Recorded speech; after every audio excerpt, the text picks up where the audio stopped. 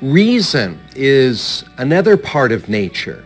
It's an aspect of nature embedded within human beings. And so from reason we get various arguments for the existence of God. And this isn't an apologetics course, so we don't have time to go into all of those arguments, but just as an example, one argument from reason points to the evidence of design, in the created order, points to the logic of there being a designer. If you're walking along a sidewalk and you find a watch on the sidewalk and you've never seen a watch before, and you pick it up and you see all of the wheels that are moving within it and it's all connected, there's evidence of design. And so a logical conclusion of your observation is, the use of your reason is, somebody made this.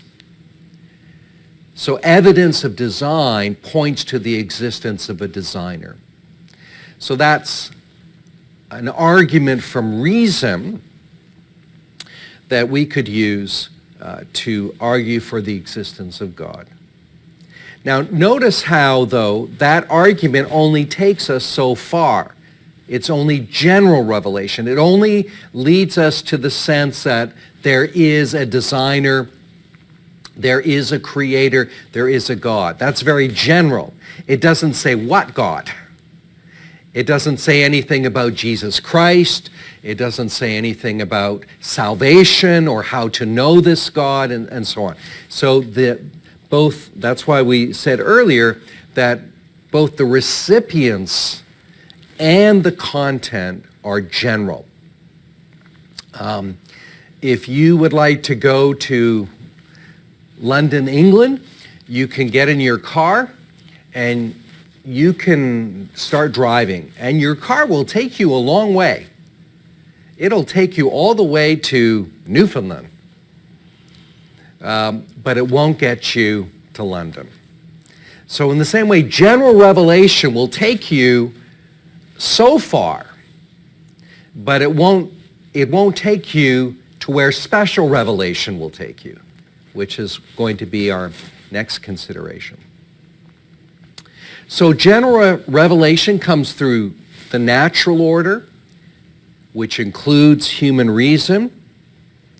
It also includes intuition.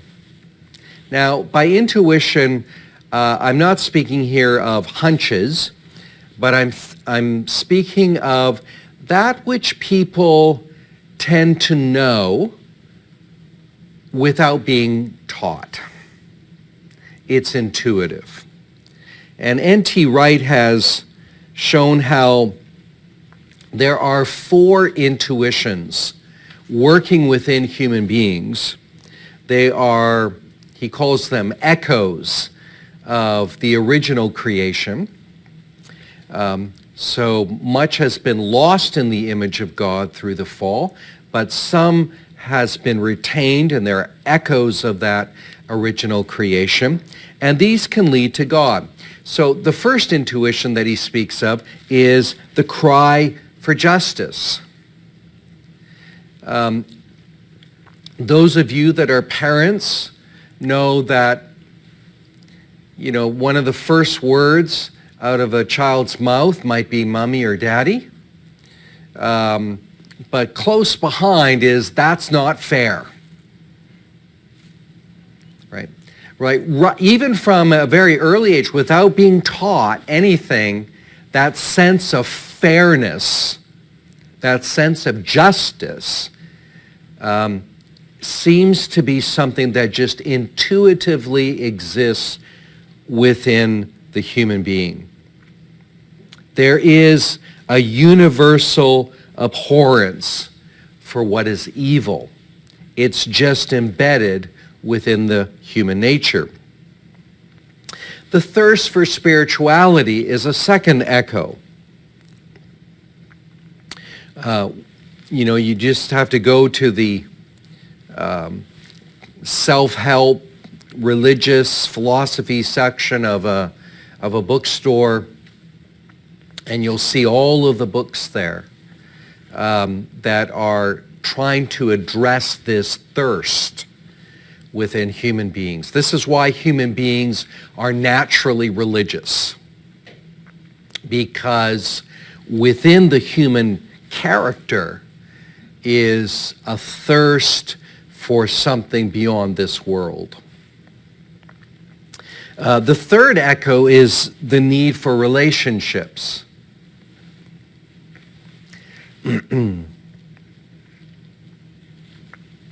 This is almost goes without saying.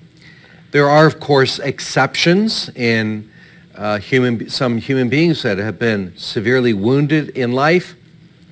I remember having a conversation once with someone who was sitting in a mall, and it became quite apparent during my conversation that this person did not fit comfortably into the natural social fabric. They were an extreme loner, a recluse, and in a sense had no relationships. There was nobody in his life with whom he was friends or spent time with.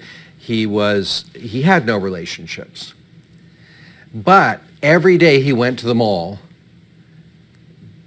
and although he wouldn't articulate it this way, he still had this need to be around people, to be in the midst of people, even if he wasn't interacting with them. So that was a very limited form of relationship. But for the most part, I think we would all agree that human beings have a need for relationships. Well, where does that come from? And then the attraction to beauty. You know, we intuitively are attracted to things that are beautiful, even if we might disagree about what constitutes beauty. You know, I like that painting, you don't like that painting. But beauty itself as a category. And how do you explain that? How do you explain beauty? The appreciation for beauty. You know, these are things that seem to just be intuitive within the human being, that can't really be explained just in terms of natural processes of development. And then conscience. Paul refers to his conscience as good and clear in Acts 23, a good conscience. In 1 Corinthians 4, a clear conscience. In 1 Timothy 4, he talks about the possibility of the conscience becoming seared. So there is, though, this idea of conscience, which is why there are moral universals. That you could talk to virtually everybody on the planet, unless they're a sociopath, unless their conscience has been seared to the point of non-existence. But for the most part, you can talk to anybody in the world, and everybody's going to agree that it's wrong to kill just for the fun of it. Right? We could talk about whether it's ever right to kill in self-defense or warfare or state executions, and Christians can debate those things. But everybody agrees that it's wrong to kill for the fun of it. And in other words, there are some fundamental, non-arguable moral universals. Where does that come from? You know, it's shared by all human beings. There's something embedded within the human being, in their conscience. There's something written on the hearts of human beings. And all of these things, the conscience, the intuition, the natural order, the use of reason that makes people wonder about God, all of this is a part of what we call general revelation. And as I said earlier. General revelation can get us to a general sense of a deity or of a spiritual world. It might lead us to theism, but it doesn't necessarily lead us to Christianity, to a Christian belief system. For that, we need special revelation